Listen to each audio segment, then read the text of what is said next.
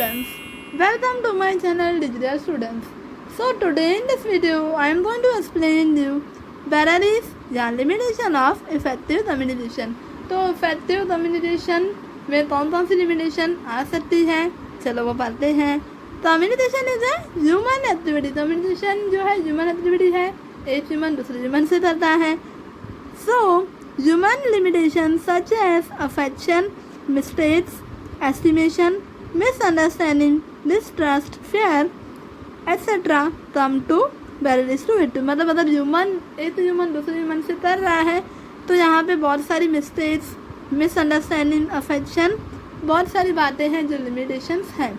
तो चलो पढ़ते हैं कौन कौन सी लिमिटेशंस हैं. Such barriers can be as follows. तो फर्स्ट लिमिटेशन क्या है, लेक ऑफ प्लानिंग.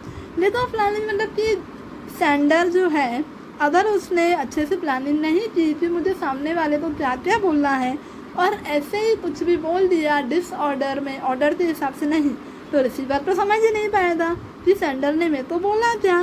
ठीक है, वैसे होगा क्या, कम्युनिकेशन अच्छे से होगा ही नहीं, सामने वाला तो समझ ही नहीं पाएगा. इसीलिए अगर लेक ऑफ प्लानिंग होगी तो कम्युनिकेशन इफेक्टिव नहीं बनेगा. अब नेक्स्ट है फॉल्टी ट्रांसलेशन.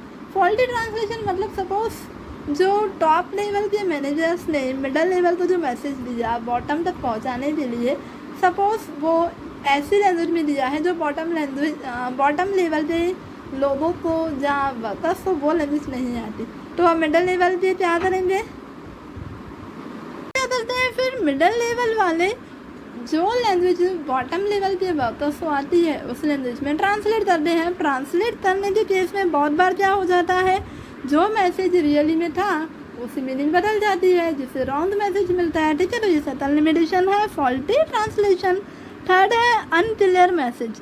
अब बहुत बार जो कम्युनिकेशन में मीडियम यूज़ किया जाता है उसमें कुछ ऐसे वर्ड्स या कुछ ऐसे सेंटेंसेस यूज़ किए जाते हैं जिससे जो है मैसेज जो पहुंचना चाहिए वो समझ नहीं आता है सामने वाले को, रिसीवर को, सेंडर को. ऐसी बातें लिख देता है जिससे वो जो मैसेज है वो अनक्लियर हो जाता है. ठीक है, थर्ड और फोर्थ अनक्लियर अजम्पशंस. अब देखो बहुत बार सेंडर ने जो लिख के भेजा है और रिसीवर को जो बोलना चाहता है, रिसीवर वो समझ ही नहीं पाता. रिसीवर अपने एस्टिमेशन लगा देता है और सेंडर अपने एस्टिमेशन लगा देता है. दोनों ऐसा सोचते हैं कि मेरे हिसाब से इस सेंटेंस की मीनिंग ये है. तो इसलिए तो ये क्या है, फोर्थ लिमिटेशन है अनक्लियर अजम्पशन. अजम्पशन मतलब दोनों अपने अपने माइंड में सोच लेते हैं सामने वाले की मीनिंग ये है. तो पहला था लेक ऑफ प्लानिंग, ऑर्डर से नहीं बनी होती कम्युनिकेशन की प्लानिंग. फॉल्टी ट्रांसलेशन, ट्रांसलेशन में गलती हो जाती है. मैसेज ही क्लियर नहीं होता, सामने वाला कुछ गलत वर्ड यूज़ कर देता है जिससे मीनिंग ही नहीं समझ में आती.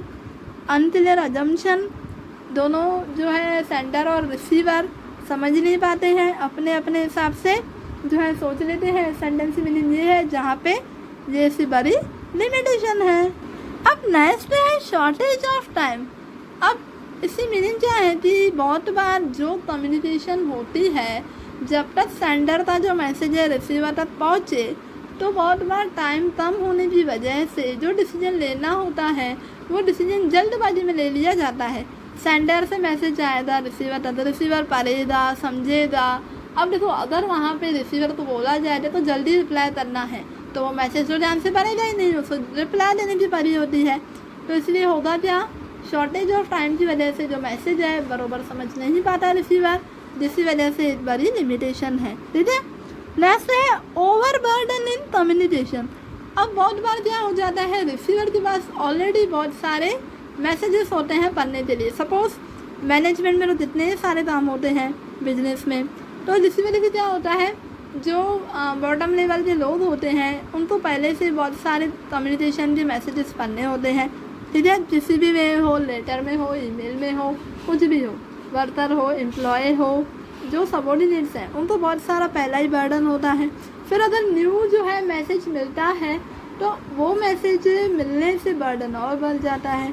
अब अगर हमारे ऊपर, आप अपने ऊपर एग्जांपल ले लो, बर्डन होता है तो हम कोई भी डिसीजन, कोई भी बात समझ नहीं पाते, राइट. तो इसी तरह सबॉर्डिनेट के साथ भी ऐसा ही होता है. जो सेंडर है वो भेज रहा है, रिसीवर बर्डन की वजह से समझ नहीं पाता है.